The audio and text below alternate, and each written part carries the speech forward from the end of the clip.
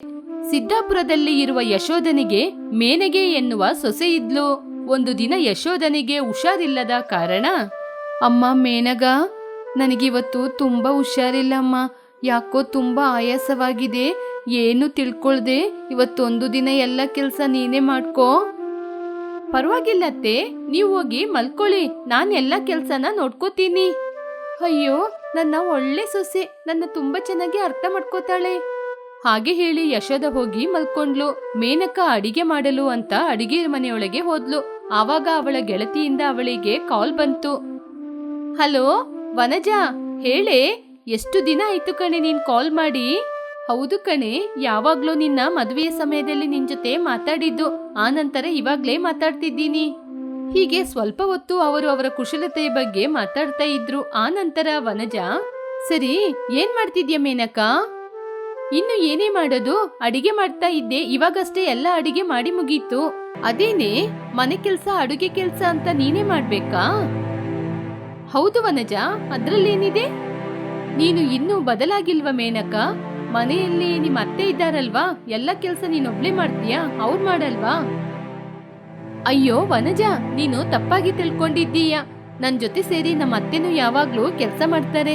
ಇವತ್ತು ಸ್ವಲ್ಪ ಅವರಿಗೆ ಹುಷಾರಿಲ್ಲ, ಅದ್ರಿಂದನೇ ಹೋಗಿ ರೆಸ್ಟ್ ಮಾಡ್ತಾ ಇದ್ದಾರೆ. ಅಯ್ಯೋ ಮೇಣಗ, ನೀನು ಆ ರೀತಿ ಎಲ್ಲ ತಿಳ್ಕೊಬೇಡ. ಈ ಅತ್ತೆಂದಿರು ಇದ್ದಾರಲ್ಲ, ಅವರೆಲ್ಲ ಹೀಗೇನೆ, ಹುಷಾರಿಲ್ಲ ಅದು ಇದು ಅಂತ ಏನಾದ್ರೂ ಒಂದು ಕಾರಣ ಹೇಳಿ ಕೆಲ್ಸನ ನಮ್ಮ ತಲೆ ಮೇಲೆ ಕಟ್ಬಿಟ್ಟು ಅವ್ರು ಆರಾಮವಾಗಿ ಇರ್ತಾರೆ. ಆಮೇಲೆ ಅವರಿಗೇನೆ ಒಳ್ಳೆ ಹೆಸರು. ಅಯ್ಯೋ ವನಜ, ನಮ್ಮ ಅತ್ತೆ ಆ ರೀತಿ ಎಲ್ಲ ಇಲ್ಲ. ಅಯ್ಯೋ ಮೇಣಗ, ಮೊದ್ಲು ನಮ್ಮ ಅತ್ತೆ ಕೂಡ ಹೀಗೇನೆ ಇದ್ರು. ಆ ನಂತರನೇ ನಮ್ಮ ಅತ್ತೆ ಬಗ್ಗೆ ನನ್ಗೂ ಕೂಡ ಗೊತ್ತಾಗಿದ್ದು, ಅದಕ್ಕೇನೆ ನಿನ್ಗೆ ಹೇಳ್ತಾ ಇದ್ದೀನಿ. ಹೀಗೆ ವನಜ ಇರುವುದು ಇಲ್ಲದಿರುವುದು ಅಂತ ಎಲ್ಲವನ್ನು ಮೇನಗನಿಗೆ ಹೇಳಿಕೊಟ್ಲು. ಪಾಪ ಮೇನಕ ವನಜ ಹೇಳುವುದೆಲ್ಲ ನಿಜ ಅಂತ ನಂಬಿಬಿಟ್ಲು. ಆ ನಂತರ ಮೇನಕ ಮನೆ ಕೆಲಸವನ್ನೆಲ್ಲ ಮುಗಿಸಿ ಎಲ್ಲರನ್ನು ಊಟಕ್ಕೆ ಕರೆದ್ಲು. ಮೇನಕನ ಗಂಡೆ ಸಂತೋಷವಾಗಿ ಊಟವನ್ನು ಮಾಡಿ ಮುಗಿಸಿ, ಅಮ್ಮ, ಇವತ್ತು ಅಡಿಗೆ ಎಲ್ಲ ತುಂಬಾ ಚೆನ್ನಾಗಿತ್ತು, ನೀನು ತುಂಬಾ ಚೆನ್ನಾಗಿ ಅಡಿಗೆ ಮಾಡಿದೀಯ. ಅಯ್ಯೋ ಅದಲ್ಲ ಕಣೋ, ಇವತ್ತು ಅವಾಗನೇ ಸುಧಾಕರನಿಗೆ ಒಂದು ಕಾಲ್ ಬಂದು ಅವನು ಮಾತಾಡ್ಕೊಂಡೇ ಊಟ ಮುಗಿಸಿ ಹೊರಟೇ ಬಿಟ್ಟ. ಅದನ್ನು ನೋಡಿದ ಮೇನಗನಿಗೆ ವನಜ ಹೇಳಿದ ಮಾತು ಮನಸ್ಸಲ್ಲಿ ಗಟ್ಟಿಯಾಗಿ ನಿಂತಿರುವ ಕಾರಣ, ಅಯ್ಯೋ ನನ್ನ ಕಣ್ಣ ಮುಂದೆನೆ ಅತ್ತೆ ನನ್ನ ಗಂಡನ ಜೊತೆ ಇದು ನಿನ್ನ ಹೆಂಡತಿ ಮಾಡಿದ ಅಡುಗೆ ಅಂತ ಹೇಳ್ಬೇಕು ತಾನೆ? ಕನಿಷ್ಠ ಇಲ್ಲ ಕಣೋ, ಇವತ್ ನಾನ್ ಅಡಿಗೆ ಮಾಡಿಲ್ಲ ಅಂತಾದ್ರೂ ಹೇಳ್ಬೇಕು ತಾನೆ. ಇವ್ರು ಮಾತಾಡೋದ್ ನೋಡಿದ್ರೆ ವನಜ ಹೇಳಿದ್ದು ನಿಜ ಅನ್ಸುತ್ತೆ, ಇವ್ರನ್ನ ಸ್ವಲ್ಪ ಕೂಡ ನಂಬಲೇಬಾರ್ದು. ಹಾಗೆ ಅಂತ ಯೋಚನೆ ಮಾಡಿದ್ಲು. ಆ ನಂತರ ವನಜ ಮೇನಕನಿಗೆ ಕಾಲ್ ಮಾಡಿ, ಏ ವನಜ, ನೀನ್ ಹೇಳಿದ್ದು ನಿಜನೇ ಕಣೆ, ನಾನ್ ಮಾಡಿದ ಅಡಿಗೆಯನ್ನು ನಮ್ಮ ಅತ್ತೆ ಅವ್ರು ಮಾಡಿದ ಅಡಿಗೆ ಅಂತ ನನ್ ಗಂಡನ್ ಜೊತೆ ಹೇಳ್ಬಿಟ್ರು. ನನ್ನಿಂದ ನಂಬಕ್ಕೆ ಆಗಿಲ್ಲ. ನಾನು ನಿನ್ಗೆ ಮೊದ್ಲು ಏನೇ ಹೇಳಿದ್ದು, ಇವಾಗ್ಲಾದ್ರೂ ಅರ್ಥ ಮಾಡ್ಕೋ. ಇನ್ನು ನಾವು ಏನ್ ಕೆಲ್ಸ ಮಾಡಿದ್ರು ಅದು ಎಲ್ಲರಿಗೆ ಗೊತ್ತಾಗುವ ರೀತಿನೇ ಮಾಡ್ಬೇಕು. ಮನೆಯಲ್ಲಿ ಅತ್ತೆಯವರು ಏನ್ ಕೆಲ್ಸ ಮಾಡ್ತಾ ಇಲ್ಲ ಅಂತ ನಾವು ಹೊರಗಿನವ್ರ ಜೊತೆ ಕೂಡ ಹೇಳ್ಬೇಕು. ಹೀಗೆ ಮೇನಕನಿಗೆ ಅವಳ ಅತ್ತೆ ಮೇಲೆ ಕೋಪ ಬರುವ ಹಾಗೆ ಮಾಡಿದ್ಲು ವನಜ. ಮರುದಿನ ಪಕ್ಕದ ಮನೆ ರಾಧ ಮೇನಕನ ಮನೆಗೆ ಬಂದ್ಲು. ಅಮ್ಮ ಮೇನಗ, ಎಲ್ಲಮ್ಮ ನಿಮ್ಮತ್ತೆ ಕಾಣಿಸ್ತಾ ಇಲ್ಲ, ಅಡುಗೆ ಮನೆಯಲ್ಲಿ ಇದ್ದಾರಾ ಏನು? ಅಯ್ಯೋ ಅದೆಲ್ಲ ಏನಿಲ್ಲ ಚಿಕ್ಕಮ್ಮ, ಅತ್ತೆ ಮಲ್ಕೊಂಡೇ ಇರ್ತಾರೆ. ಹೌದಾ? ಅದೇನು ಇಷ್ಟೊತ್ತಾಯ್ತು ಬೆಳಿಗ್ಗೆ ಆಗಿ, ಸ್ವಲ್ಪ ಎದ್ದು ಮನೆ ಕೆಲ್ಸನ ಮಾಡ್ಬೋದಲ್ವಾ? ಹೌದು ಚಿಕ್ಕಮ್ಮ, ಅವ್ರು ಯಾವಾಗ್ಲೂ ಹೀಗೇನೆ. ನಾನ್ ಬೆಳಿಗ್ಗೆ ಬೇಗನೆ ಎದ್ದು ಎಲ್ಲಾ ಕೆಲ್ಸನ ಮಾಡಿ ಮುಗಿಸ್ತೀನಿ. ನಾನು ಎಲ್ಲಾ ಕೆಲ್ಸವನ್ನು ಮಾಡಿ ಮುಗಿಸುವ ತನಕ ಅವ್ರು ಎದ್ದೊಳದೇ ಇಲ್ಲ. ಅಯ್ಯೋ, ಈ ಬುದ್ಧಿನ ಎಲ್ಲಿಂದ ಕಲ್ತ್ಲು? ಸೊಸೆ ಬಂದ್ಮೇಲೆ ಅವಳಿಗೆ ಒಳ್ಳೆ ಸುಖ ಆಗೋಯ್ತು. ಹಾಗೆ ಹೇಳಿ ರಾಧಾ ಅಲ್ಲಿಂದ ಹೋಗ್ತಾ ಇದ್ಲು. ಆ ಸಮಯದಲ್ಲಿ ಯಶೋದ ಒಂದು ಗಲ್ಲಿಯಿಂದ ಹೊರಗಡೆ ಬರ್ತಾ ಇದ್ಲು. ಅವಳನ್ನು ನೋಡಿ ರಾಧಾ ಆಶ್ಚರ್ಯದಿಂದ, ಇದೇನಿದು, ಮೇಣಗೆ ಯಶೋದ ಮಲ್ಕೊಂಡಿದ್ದಾಳೆ ಅಂತ ಹೇಳಿದ್ಲು, ಇವಾಗ ಯಶೋದ ಹೊರಗಿಂದ ಬರ್ತಾ ಇದ್ದಾಳೆ. ಹೀಗೆ ರಾಧಾ ಯಶೋದನ ಬಳಿ ಹೋದ್ಲು. ಆಗ ಯಶೋದ, ಏನೇ ರಾಧಾ, ಬೆಳಿಗ್ಗೆನೆ ಎಲ್ಲ ಹೋಗ್ತಾ ಇದ್ದೀಯಾ? ಅದು ಸರಿ, ನೀನು ಎಲ್ಲಿಂದ ಬರ್ತಾ ಇದ್ದೀಯಾ? ನಾನಾ, ನಮ್ಮ ಮನೆ ಆ ಕಡೆ ಮೀನನ್ನು ಮಾರ್ತಾ ಇದ್ದಾರೆ ಅಂತ ವಿಷಯ ಗೊತ್ತಾಯ್ತು. ಬೆಳಿಗ್ಗೆನೆ ಹೋದ್ರೆ ಒಳ್ಳೆ ಮೀನು ಸಿಗ್ತದಲ್ವಾ, ಅದಕ್ಕೇನೆ ಬೆಳಿಗ್ಗಿನ ಜಾವನೇ ಹೋಗಿ ಬಂದೆ. ಹೌದಾ? ಆದ್ರೆ ನಿನ್ನ ಸೊಸೆ ಯಾಕೆ ಮೇನಗ ಹಾಗೆ ಹೇಳಿದ್ಲು? ನನ್ನ ಸೊಸೆ ಏನೇ ಹೇಳಿದ್ಲು?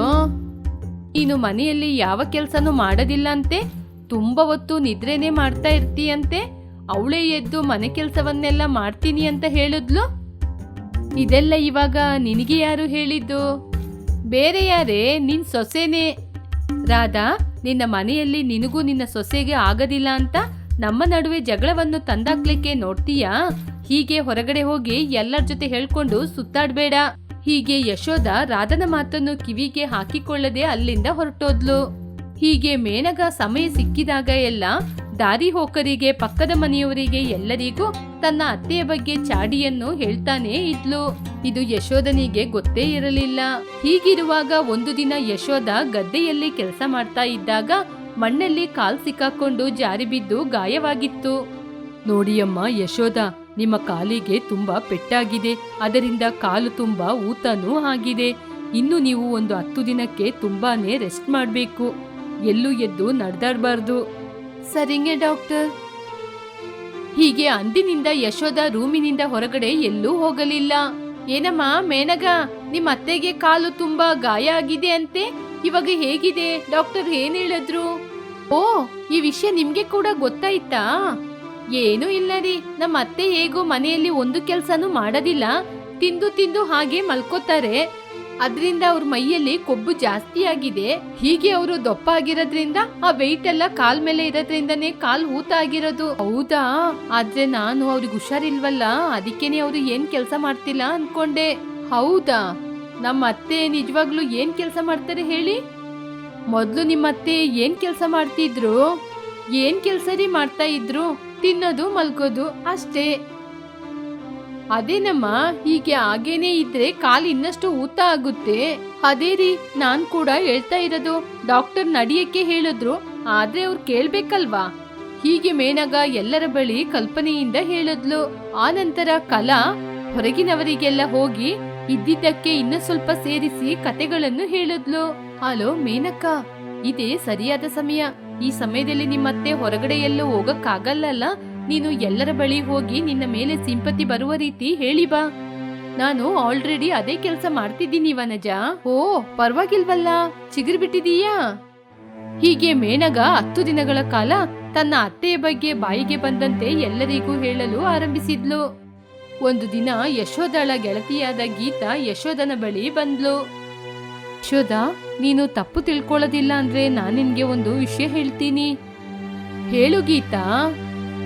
ನಿನ್ನ ಸೊಸೆ ಮೇನಗ ನಿನ್ನ ಬಗ್ಗೆ ಎಲ್ಲರ ಜೊತೆ ಚಾಡಿಯನ್ನು ಹೇಳ್ತಿದ್ದಾಳೆ. ನೀನು ತಿಂದು ತಿಂದು ಮನೆಯಲ್ಲೇ ಕೂರ್ತಿದ್ದೀಯಂತೆ, ಯಾವ ಕೆಲ್ಸನೂ ಮಾಡ್ತಾ ಇಲ್ಲ ಅಂತ. ಅವಳಿಗೆ ತುಂಬಾ ಹಿಂಸೆ ಕೊಡ್ತಿದ್ದೀಯಂತೆ. ಹೀಗೆ ಏನೆಲ್ಲ ಹೇಳ್ತಾ ಇದ್ದಾಳೆ. ಎಲ್ಲರಿಗೂ ಹೀಗೆ ನಿನ್ನ ಸೊಸೆನೇ ಹೇಳ್ತಾ ಇರೋದು. ಹೀಗೆ ಗೀತಾ ಮೇನಕನ ಬಗ್ಗೆ ಎಲ್ಲಾ ವಿಷಯವನ್ನು ಅತ್ತೆ ಜೊತೆ ಹೇಳಿದ್ಲು. ಆಗ ಯಶೋಧ, ಗೀತಾ, ನನಗೆ ನನ್ನ ಸೊಸೆ ಬಗ್ಗೆ ತುಂಬಾ ಚೆನ್ನಾಗಿ ಗೊತ್ತಿದೆ. ನೀನು ನಮ್ಮಿಬ್ಬರ ಮಧ್ಯೆ ಜಗಳವನ್ನು ತಂದಾಕಲು ಮಾಡ್ಬೇಡ. ಹಾಗೆ ಅಲ್ಲ ಕಣೆ ಯಶೋಧ, ನಾನ್ ಯಾಕೆ ಹೀಗೆ ಮಾಡ್ತೀನಿ ಹೇಳು? ನನ್ ಮಾತನ್ನ ಕೇಳು. ಗೀತಾ, ನನ್ನ ಸೊಸೆ ಹೇಳಿದ್ದು ನಿಜಾನೇ ಆಗಿರ್ಬೋದು, ಆದ್ರೆ ನನ್ನ ಸೊಸೆ ತುಂಬಾ ಒಳ್ಳೆಯವಳು. ನೀನ್ ಇಲ್ಲಿಂದ ಹೊರಟೋಗು. ಹೀಗೆ ಅಲ್ಲಿಂದ ಹೋದ್ಲು ಯಶೋಧ. ಹೀಗೆ ಅಲ್ಲಿಂದ ಹೊರಟು ಹೋಗುವಾಗ ಅಲ್ಲೇ ನಿಂತಿದ್ದ ಮೇನಕನ ಬಳಿ ಹೋಗಿ, ನೋಡಿದ್ಯಾ ಮೇನಗ, ನಿನ್ನ ಬಗ್ಗೆ ಯಾರೇ ತಪ್ಪಾಗಿ ಹೇಳಿದ್ರೂ ಸರಿ, ಆ ದೇವರೇ ತಪ್ಪಾಗಿ ಬಂದು ಹೇಳಿದ್ರೂ ಸರಿ, ನಿನ್ನ ಅತ್ತೆ ಮಾತ್ರ ನನ್ನ ಸೊಸೆ ಬಂಗಾರ ಅಂತ ಹೇಳ್ತಿದ್ದಾಳೆ. ಅಂತವಳ ಮೇಲೆ ನೀನು ಎಷ್ಟು ಚಾಡಿಯನ್ನು ಹೇಳ್ತಿದ್ದೀಯ? ಅವಳ ಒಳ್ಳೆ ಗುಣವನ್ನು ನೋಡಿ ಅವಳನ್ನ ತುಂಬಾ ಚೆನ್ನಾಗಿ ನೋಡ್ಕೋ.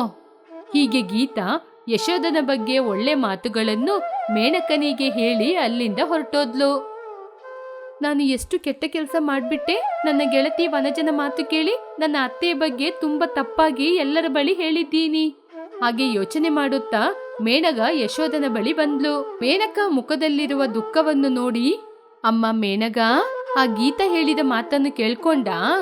ಅವಳು ಹೇಳ್ತಾಳೆ ಅಂತ ನೀನು ತಲೆ ಕೆಡ್ಸ್ಕೋಬೇಡಮ್ಮ. ನಾವು ಚೆನ್ನಾಗಿದ್ದೀವಲ್ಲ, ಅದಕ್ಕೇನೆ ಹೊರಗಿನ ಜನರು ಏನೇನೋ ಮಾತಾಡ್ತಾರೆ. ನೀನ್ ಬೇಜಾರ್ ಮಾಡ್ಬೇಡಮ್ಮ.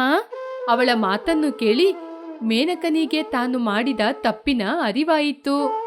ಆ ನಂತರ ತನ್ನ ಅತ್ತೆಯ ಬಗ್ಗೆ ಯಾರ ಜೊತೆನೂ ತಪ್ಪಾಗಿ ಚಾಡಿಯನ್ನು ಹೇಳಲಿಲ್ಲ ಮೇನಕ. ಅದು ಮಾತ್ರವಲ್ಲದೆ ಯಶೋಧನನ್ನು ತುಂಬಾ ಚೆನ್ನಾಗಿ ನೋಡ್ಕೊಂಡ್ಲು ಮೇನಕ. ಬೆಳಗಿನ ಜಾವದಲ್ಲಿ ಸೊಸೆಯಾದ ಆಮಣಿ ಅಂಗಳದಲ್ಲಿ ರಂಗೋಲಿಯನ್ನೇ ಹಾಕ್ತಾ ಇರುವಾಗ ಒಬ್ಬ ಭಿಕ್ಷುಕ ಬಂದ. ಅವನನ್ನು ನೋಡಿ ಸ್ವಲ್ಪ ಕೋಪದಿಂದ, ಏನಯ್ಯ ನೀನು, ಇನ್ನು ಬೆಳಿಗ್ಗೆನೇ ಆಗಿಲ್ಲ, ಅಷ್ಟು ಬೇಗ ಬಂದ್ಬಿಟ್ಟೆ, ಹೋಗು. ಚಿಕ್ಕಮ್ಮ, ಕೋಪ ಮಾಡ್ಕೊಳ್ಳದೆ ಒಂದ್ಸಲ ದೊಡ್ಡಮ್ಮನವರನ್ನು ಕರೀರಿ ಅಮ್ಮ. ನಾನು ಹೇಳ್ತಾ ಇದ್ದೀನಲ್ವಾ, ನಿನಗೆ ಕೊಡ್ಲಿಕ್ಕೆ ಇವಾಗ ಮನೆಯಲ್ಲಿ ಏನೂ ಇಲ್ಲ, ಇಲ್ಲಿಂದ ಹೊರಟೋಗು. ಹೀಗೆ ಆಮಣಿ ಹೇಳ್ತಾ ಇರುವಾಗ ಭಿಕ್ಷುಕ ಬೇಡಿಕೊಂಡು, ಚಿಕ್ಕಮ್ಮನವರೇ, ನನ್ನ ಹೊಟ್ಟೆಗೆ ಒಡಿಬೇಡಿ, ಒಂದ್ಸಲ ದೊಡ್ಡಮ್ಮನವರನ್ನು ಕರೀರಿ ಅಮ್ಮ. ಪ್ರತಿದಿನ ಈ ಸಮಯದಲ್ಲಿ ದೊಡ್ಡಮ್ಮನವರು ರಾತ್ರಿ ಮಾಡಿದ ಅಡುಗೆಯನ್ನು ನನಗೆ ಕೊಡ್ತಾರೆ, ಒಂದೇ ಒಂದ್ಸಲ ಕರೀರಿ ಅಮ್ಮ. ನಿನಗೆ ಮಾತಲ್ಲಿ ಹೇಳಿದ್ರೆ ಅರ್ಥ ಆಗೋದಿಲ್ಲ ಅಂತ ನಂಗೆ ಗೊತ್ತಾಯ್ತು, ನಾನು ಒಳಗೋಗಿ ಅವ್ರನ್ನ ಕರ್ಕೊಂಬರ್ತೀನಿ. ಚಿಕ್ಕಮ್ಮನವರೇ, ನಿಮ್ಮ ಗಂಡನ ಕರೀಲಿಕ್ಕೆ ಮುಂಚೆ ದೊಡ್ಡಮ್ಮನವರನ್ನು ಕರೀರಿ. ನಾನು ಹೇಳೋದು ನಿಜನ ಸುಳ್ಳ ಅಂತ ನಿಮಗೆ ಗೊತ್ತಾಗುತ್ತೆ. ಏನಯ್ಯ ನನಗೆ ಗೊತ್ತಾಗ್ಬೇಕಾಗಿರೋದು, ಇಲ್ಲಿಂದ ಹೋಗ್ತೀಯಾ ಇಲ್ಲ ಜೋರಾಗಿ ಕಿರಿಸ್ಲಾ? ನಿಮ್ನ ಕೈ ಮುಗ್ದು ಕೇಳ್ಕೊತೀನಿ, ನೀವು ಒಳಗೆ ಹೋಗಿ ಅಮ್ಮನವ್ರನ್ನ ಕರ್ಕೊಂಬರದಿದ್ರು ಪರವಾಗಿಲ್ಲ, ನೀವೇ ಒಳಗೆ ಹೋಗಿ ಅಮ್ಮನ ಒಂದ್ಸಲ ಕೇಳ್ಕೊಂಬನ್ನಿ. ರಾತ್ರಿಯಲ್ಲಿ ಉಳಿದಿರೋದ್ನ ನನಗೆ ಕೊಡ್ತಾರೆ ಅಂತ ನಿಮಗೆ ಗೊತ್ತಾಗುತ್ತೆ. ಅಂದ್ರೆ ನಮ್ಮತ್ತೆ ಇಷ್ಟು ಬೆಳಿಗ್ಗೆ ಎದ್ದು ರಾತ್ರಿ ಮಾಡಿರುವ ಅಡಿಗೆನ ನಿನಗೆ ಕೊಡ್ತಾರಾ? ನನ್ನಿಂದ ನಂಬಲಿಕ್ಕೆ ಸಾಧ್ಯನೇ ಆಗ್ತಾ ಇಲ್ಲ. ಚಿಕ್ಕಮ್ಮನವರೇ, ಪ್ರತಿದಿನ ದೊಡ್ಡಮ್ಮನವರು ಈ ಸಮಯದಲ್ಲಿ ಹೊರಗಡೆ ರಂಗೋಲಿ ಹಾಕ್ತಾ ಇರ್ತಾರೆ. ಇವತ್ತು ನಮ್ಮತ್ತೆ ಹುಷಾರಿಲ್ಲ ಅಂತ ಮಲಗಿದ್ದಾರೆ, ಆದ್ರೂ ನಾನಿವತ್ತು ನಿನ್ಗೆ ಊಟ ಕೊಡೋದಿಲ್ಲ, ಇಲ್ಲಿಂದ ಹೊರಟೋಗು. ಹಾಗೆ ಹೇಳ್ಬೇಡಿ ಅಮ್ಮ, ಇವಾಗ ನೀವು ಕೊಡುವ ಅನ್ನವನ್ನು ತಿಂದೆ ನನ್ ಮಗ ಶಾಲೆಗೆ ಹೋಗ್ತಾನೆ, ನನ್ನ ಹೊಟ್ಟೆಯಲ್ಲಿ ಒಡಿಬೇಡಿ ಅಮ್ಮ. ಹೀಗೆ ಭಿಕ್ಷುಕ ಬೇಡ್ತಾ ಇರುವಾಗ ಸುಗುಣಮ್ಮ ಅವನ ಧ್ವನಿಯನ್ನು ಕೇಳಿ ನಿದ್ರೆ ಮಬ್ಬಿನಿಂದ ಎದ್ದು ಬಂದ್ರು. ಆಮಣಿ, ಇಷ್ಟು ಬೆಳಿಗ್ಗೆ ಯಾರ್ ಜೊತೆ ಜಗಳ ಮಾಡ್ತಾ ಇದ್ದೀಯಾ? ಹಾಗೆ ಕೇಳಿ ಭಿಕ್ಷುಕನನ್ನು ನೋಡಿದ್ಲು. ಭಿಕ್ಷುಕ ಸುಗುಣನನ್ನು ನೋಡಿ ತುಂಬಾ ಸಂತೋಷ ಪಡುತ್ತಾ, ದೊಡ್ಡ ಅಮ್ಮನವರೇ ನಮಸ್ಕಾರ, ಸಮಯಕ್ಕೆ ಸರಿಯಾಗಿ ಬಂದು ನನ್ನ ಕುಟುಂಬವನ್ನು ಕಾಪಾಡಿದ್ರಿ. ಅತ್ತೆ, ಈ ಭಿಕ್ಷುಕ ಹೇಳೋದು ನಿಜಾನಾ? ಹೌದಮ್ಮ, ರಾತ್ರಿಯಲ್ಲಿ ಉಳಿದಿರುವ ಸಾರು ಅನ್ನವನ್ನು ಈ ಭಿಕ್ಷುಕನಿಗೆ ಕೊಡ್ತಾ ಇದ್ದೆ. ನಾವು ಕೊಡುವ ಅನ್ನ ಸಾರನ್ನು ತಿಂದು ಇವನ ಮಗ ಸ್ಕೂಲಿಗೆ ಹೋಗ್ತಾನೆ. ಆ ವಿಷಯ ಕೂಡ ಹೇಳಿದ್ರು ಅತ್ತೆ.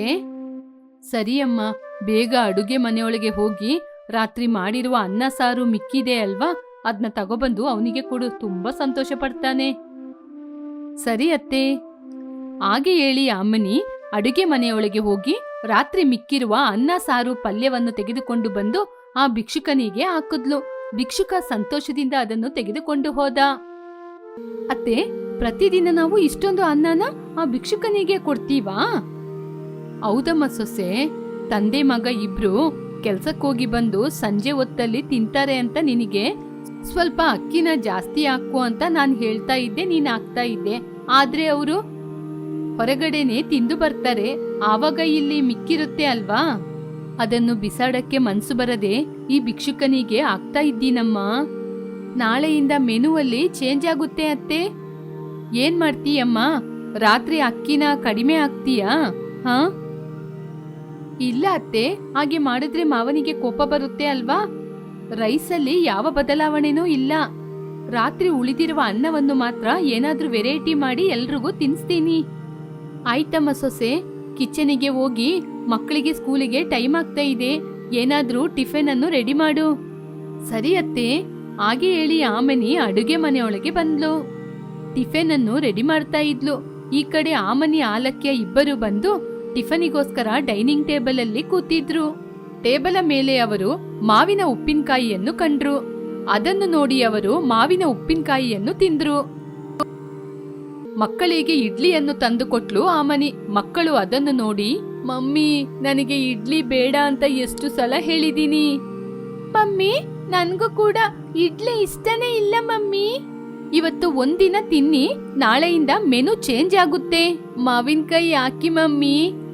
ನನಗೂ ಕೂಡ ಹಾಕಿ ಮಮ್ಮಿ.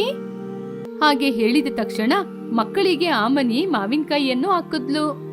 ನಾಳೆಯಿಂದ ಮನೆಯಲ್ಲಿ ಎಲ್ಲನೂ ಚೇಂಜ್ ಆಗುತ್ತೆ, ಟಿಫಿನ್ ಚೇಂಜ್ ಆಗುತ್ತೆ, ಲಂಚ್ ಚೇಂಜ್ ಆಗುತ್ತೆ. ಹೀಗೆ ಆಮನಿ ಹೇಳಿದ ತಕ್ಷಣ ಮಕ್ಕಳು ಸಂತೋಷ ಪಟ್ರು. ನಿಜನಾ ಮಮ್ಮಿ? ನಿಜನೇ ಆದಿತ್ಯ, ಇವಾಗ ಬೇಗ ತಿನ್ಬಿಟ್ಟು ಹೊರಡಿ. ಹಾಗೆ ಹೇಳ್ತಾ ಇದ್ದಾಗ ಮಾವ ಮತ್ತು ಗಂಡ ಆಫೀಸಿಗೆ ಲೇಟ್ ಆಯ್ತು ಅಂತ ಟಿಫಿನ್ ಮಾಡ್ಲಿಕ್ಕೆ ಬಂದ್ರು. ಡೈನಿಂಗ್ ಟೇಬಲ್ ಅಲ್ಲಿ ಬಂದು ಕೂತ್ರು. ಆವಣಿ ಅವರಿಗೆ ಇಡ್ಲಿಯನ್ನು ಕೊಟ್ಲು, ಮಾವಿನ ಉಪ್ಪಿನಕಾಯಿಯನ್ನು ಕೂಡ ಕೊಟ್ಲು. ಎಲ್ಲರೂ ಟಿಫಿನ್ ತಿಂದು ಮಕ್ಕಳನ್ನು ಕರ್ಕೊಂಡು ಹೋದ್ರು. ಹೀಗೆ ಆ ದಿನ ಕಳೆಯಿತು. ಮರುದಿನ ಹೊರಗಡೆ ಹೂವನ್ನು ಕೀಳ್ತಾ ಇದ್ದ ಅತ್ತೆಯಾದ ಸುಗುಣ ಬಳಿ ಸೊಸೆಯಾದ ಆಮಣಿ ಬಂದ್ಲು. ಅತ್ತೆ, ಒಂದ್ಸಲ ಅಡುಗೆ ಮನೆಗೆ ಬನ್ನಿ. ಯಾಕಮ್ಮ? ನೀವು ನನಗೆ ಮಾವಿನ ಉಪ್ಪಿನಕಾಯಿಯನ್ನು ತೆಗೆದುಕೊಡ್ಬೇಕು. 2 ದಿನಗಳ ಹಿಂದೆ ತಾನಮ್ಮ ಡಬ್ಬಿಯಲ್ಲಿ ತುಂಬಿಸಿಟ್ಟೆ, ಅಷ್ಟು ಬೇಗ ಖಾಲಿ ಆಯ್ತಾ? ಖಾಲಿ ಆಯ್ತು ಅತ್ತೆ. ಎಷ್ಟೇ ಚೆನ್ನಾಗಿ ಸಾರ್ ಮಾಡಿದ್ರು ಮಾವಿನ ಉಪ್ಪಿನಕಾಯಿ ಇಲ್ದೆ ಯಾರಾದ್ರೂ ಊಟ ಮಾಡ್ತಾರೆ ಹೇಳಿ? ತಿನ್ನದಿಲ್ಲ ಸರಿನೇ, ಹಾಗೆ ತಿನ್ನುವಾಗ ಹೇಗೆ ಅತ್ತೆ ಉಳಿಯುತ್ತೆ? ಹೌದು, ಇಷ್ಟು ಬೆಳಿಗ್ಗೆನೆ ಮಾವಿನಕಾಯಿಯಲ್ಲಿ ಏನಮ್ಮ ಮಾಡ್ತೀಯಾ? ಮಾವಿನಕಾಯಿ ಪುಳಿಯೋಗರೆ ಮಾಡ್ತೀನಿ ಅತ್ತೆ. ಏನು, ಮಾವಿನಕಾಯಿಯ ಪುಳಿಯೋಗರೆ ಮಾಡ್ತೀಯಾ? ಹೌದು ಅತ್ತೆ, ಮಾವಿನಕಾಯಿಯ ಪುಳಿಯೋಗರೆಯನ್ನು ಮಾಡ್ತೀನಿ. ಅದಕ್ಕೇನೆ ಆ ಭಿಕ್ಷುಕನಿಗೆ 9 ಗಂಟೆಗೆ ಬರ್ಲಿಕ್ಕೆ ಹೇಳಿದ್ದು. ಅದೇ ಕಣಮ್ಮ, ನನಗೂ ಅರ್ಥ ಆಗಿಲ್ಲ. ಅತ್ತೆ, ಇವತ್ತು ಯಾರಿಗೂ ಟಿಫಿನ್ ಇಲ್ಲ, ಎಲ್ಲರಿಗೂ ಮಾವಿನಕಾಯಿಯ ಪುಳಿಯೋಗರೆನೆ. ಸರಿ ಬಾ ಅಮ್ಮ ಸೊಸೆ. ಹಾಗೆ ಕರೆದ ತಕ್ಷಣ ಆಮಣಿ ಅಲ್ಲಿಂದ ಅಡುಗೆ ಮನೆಯೊಳಗೆ ಹೋದ್ಲು. ತನ್ನ ಹಿಂದೇನೆ ಅತ್ತೆ ಕೂಡ ಬಂದ್ರು. ಮನೆಯ ಒಂದು ಮೂಲೆಯಲ್ಲಿ ಇಟ್ಟಿದ್ದ ದೊಡ್ಡ ಜಾಡಿಯಿಂದ ಮಾವಿನ ಉಪ್ಪಿನಕಾಯಿಯನ್ನು ಹೊರಗಡೆ ತೆಗೆದ್ರು. ಸೊಸೆಯಮ್ಮ, ಇದು ಸಾಕಾ ಬೇಕಾ? ಇವಾಗ ಇದು ಸಾಕತ್ತೆ, ಬೇಕು ಅಂದಾಗ ಮತ್ತಷ್ಟು ಹಾಕೋತೀನಿ. ಸರಿಯಮ್ಮ, ನಾನು ಹೋಗಿ ದೀಪ ಇಡ್ತೀನಿ, ನೀನು ಅಡಿಗೆ ಮನೆಯಲ್ಲಿ ಕೆಲ್ಸನ ಮಾಡ್ಕೋ. ಮಕ್ಕಳು, ನಿನ್ ಮಾವ, ನಿನ್ ಗಂಡ ಎಲ್ರು ಬಂದ್ಬಿಡ್ತಾರೆ. ಸರಿ ಅತ್ತೆ. ಹಾಗೆ ಹೇಳಿದ ತಕ್ಷಣ ಸುಗುಣ ಕಿಚ್ಚನಿಂದ ಹೊರಗಡೆ ಹೋದ್ಲು. ಅಡುಗೆ ಮನೆಯಲ್ಲಿ ಸುಗುಣ ಮಾವಿನ ಪುಳಿಯೋಗರೆಯನ್ನು ಮಾಡ್ತಾ ಇದ್ಲು. ಮಕ್ಕಳೆಲ್ಲ ಯೂನಿಫಾರ್ಮ್ ಹಾಕೊಂಡು ಬಂದು ಕೂತಿದ್ರು. ಮೋಹನ್ ರಾವ್ ಮತ್ತು ಅರವಿಂದ್ ಆಫೀಸಿಗೆ ರೆಡಿಯಾಗಿ ಬಂದು ಟಿಫಿನಿಗೋಸ್ಕರ ಕಾಯ್ತಾ ಇದ್ರು. ಆಮನಿ, ಆಫೀಸಿಗೆ ಟೈಮ್ ಆಗ್ತಾ ಇದೆ, ಬೇಗ ಟಿಫಿನ್ ತಗೋಬಾ. ಆ ಬಂದೇರಿ. ಬೇಗ ಬಾಮ್ಮ, ಸ್ಕೂಲಿಗೆ ಟೈಮ್ ಆಗ್ತಾ ಇದೆ. ಹೀಗೆ ಮಕ್ಕಳು ಹೇಳಿದ ತಕ್ಷಣ ಆಮಣಿ ಕೈಯಲ್ಲಿ ಬಿಸಿ ಬಿಸಿ ಮಾವಿನ ಪುಳಿಯೋಗರೆಯನ್ನು ತೆಗೆದುಕೊಂಡು ಅಲ್ಲಿಗೆ ಬಂದ್ಲು. ವೆರೈಟಿಯಾಗಿ ಏನಮ್ಮ ಮಾಡಿದ್ರಿ? ಘಮಘಮ ವಾಸನೆ ಬರ್ತಾ ಇದೆ. ಹೌದು ಮಮ್ಮಿ, ಘಮಘಮ ಅಂತ ವಾಸನೆ ಬರ್ತಾ ಇದೆ. ಈ ವಾಸನೆಗೆ ಹೊಟ್ಟೆ ತುಂಬಿತ್ತು. ಹೇಳಮ್ಮ ಆಮಿನಿ, ಮಕ್ಕಳೆಲ್ಲ ಕೇಳ್ತಾ ಇದ್ದಾರೆ ಅಲ್ವಾ? ನಾನೇನ್ರಿ ಹೇಳೋದು, ನೀವೆಲ್ಲ ತಿಂದು ನೋಡಿ ಹೇಳ್ಬೇಕು. ನಾನ್ ಮಾಡಿರೋದು ಚೆನ್ನಾಗಿದ್ಯಾ, ಯಾವಾಗ್ಲೂ ಬೆಳಿಗ್ಗೆ ಇದೇ ವೆರೈಟಿ ಬೇಕಾ ಅಂತ. ಹೀಗೆ ಮೋಹನ್ ಹೇಳಿದ ತಕ್ಷಣ ಆಮಣಿ ಸಮಯವನ್ನು ವ್ಯರ್ಥ ಮಾಡದೆ ಹೊಂದಸ್ ಹೇಳಿದ ತಕ್ಷಣ ಆಮನಿ ಎಲ್ಲರಿಗೂ ತಡ ಮಾಡದೆ ಪುಳಿಯೋಗರೆಯನ್ನು ಹಾಕದ್. ಆ ಮಾವಿನಕಾಯಿಯ ಪುಳಿಯೋಗರೆಯಿಂದ ಬಿಸಿ ಬಿಸಿ ಹೊಗೆ ಬರುವುದನ್ನು ನೋಡಿ ಎಲ್ಲರೂ ಇಷ್ಟಪಟ್ಟು ತಿಂದ್ರು. ಮಮ್ಮಿ, ಮಾವಿನ ಪುಳಿಯೋಗರೆ ತುಂಬಾನೇ ಚೆನ್ನಾಗಿದೆ. ಹೌದು ಮಮ್ಮಿ, ಟೇಸ್ಟ್ ನಿಜವಾಗ್ಲೂ ತುಂಬಾನೇ ಸೂಪರ್ ಆಗಿದೆ. ಹೌದಾ? ಅಷ್ಟು ತುಂಬಾ ನಿಮ್ಗೆ ಇಷ್ಟ ಆಯ್ತಾ ಮಕ್ಳೇ? ಹೌದು ಮಮ್ಮಿ. ಅದಕ್ಕೆ ಲಂಚ್ ಬಾಕ್ಸ್ಗೆ ಕೂಡ ಹಾಕ್ಬೇಕು ಅಂತ ಹೇಳ್ತೀರಾ? ಹಾಕಿ ಮಮ್ಮಿ. ಏನ್ರಿ, ಮಾವಿನ ಪುಳಿಯೋಗರೆ ಹೇಗಿದೆ ಅಂತ ಹೇಳಲೇ ಇಲ್ಲ? ಹಾ, ತುಂಬಾನೇ ಚೆನ್ನಾಗಿದೆ. ಇದುವರೆಗೂ ಈ ರೀತಿ ಟೇಸ್ಟ್ನ ನಾನು ತಿಂದೇ ಇಲ್ಲ. ಮಾವಯ್ಯ, ನಿಮ್ಗೆ ಇಷ್ಟ ಆಯ್ತಾ? ಇಷ್ಟ ಆಯ್ತಮ್ಮ. ಪ್ರತಿದಿನ ಹೀಗೇನೆ ವೆರೈಟಿಯಾಗಿ ಮಾಡಿ ಹಾಕು. ಪ್ರತಿದಿನ ನನಗೂ ಮಕ್ಳಿಗೂ ಆ ಟಿಫನ್ ತಿಂದು ತಿಂದು ತುಂಬಾನೇ ಬೋರ್ ಆಗಿತ್ತು. ಇವತ್ತು ಸ್ಪೆಷಲ್ ಅಂತ ಹೇಳಿದ ತಕ್ಷಣ ನಮಗೆಲ್ಲರಿಗೂ ತಿನ್ನಬೇಕು ಅಂತ ತುಂಬಾನೇ ಆಸೆ ಆಗ್ತಾ ಇತ್ತು. ಖಂಡಿತ ಮಾವಯ್ಯ, ಇನ್ ಮುಂದೆ ವೆರೈಟಿಯಾಗಿ ಮಾಡ್ತೀನಿ. ಸರಿ ಅಮ್ಮ, ಬೇಗ ಹೋಗಿ ಮಕ್ಕಳಿಗೆ ಲಂಚ್ ಬಾಕ್ಸ್ನ ರೆಡಿ ಮಾಡು. ನಾನು ಅವನು ಮಕ್ಕಳನ್ನ ಸ್ಕೂಲಲ್ಲಿ ಬಿಟ್ಬಿಟ್ಟು ಕೆಲ್ಸಕ್ಕೆ ಹೋಗ್ತೀವಿ. ಇವಾಗ್ಲೇ ಹೋಗಿ ರೆಡಿ ಮಾಡ್ತೀನಿ ಮಾವಯ್ಯ. ಹಾಗೆ ಹೇಳಿ ಆಮನಿ ಅಡುಗೆ ಮನೆಯೊಳಗೆ ಹೋದ್ಲು. ಮಕ್ಕಳು ಮಾವಿನ ಪುಳಿಯೋಗರೆಯನ್ನು ತಿಂದು ಟಿಫನಿಗೋಸ್ಕರ ಕಾಯ್ತಾ ಇದ್ರು. ಮತ್ತೊಂದು ಕಡೆ ಆಮನಿ ಮಕ್ಕಳ ಟಿಫಿನ್ ಬಾಕ್ಸ್ ಅನ್ನು ತೆಗೆದುಕೊಂಡು ಅಲ್ಲಿಗೆ ಬಂದ್ಲು. ಮಕ್ಕಳಿಗೆ ಬ್ಯಾಗ್ ಅನ್ನು ಕೊಟ್ಲು. ಮಕ್ಕಳು ಸಂತೋಷದಿಂದ ಶಾಲೆಗೆ ಹೋದ್ರು. ಆ ದಿನ ಕೂಡ ಭಿಕ್ಷುಕ ಬಂದ. ಆಮನಿ ಭಿಕ್ಷುಕನಿಗೆ ಕೂಡ ಆ ಪುಳಿಯೋಗರೆಯನ್ನು ಹಾಕಿಕೊಟ್ಲು. ಸ್ವಲ್ಪ ಸಮಯದ ನಂತರ ಆಮಣಿ ಮತ್ತು ಸುಗುಣ ಎಲ್ಲಾ ಕೆಲಸವನ್ನು ಮಾಡಿ ಮುಗಿಸಿ ಮಾವಿನ ಪುಳಿಯೋಗರೆಯನ್ನು ತಿನ್ನುತ್ತಾ ಆರಾಮವಾಗಿ ಮಾತಾಡ್ತಿದ್ರು.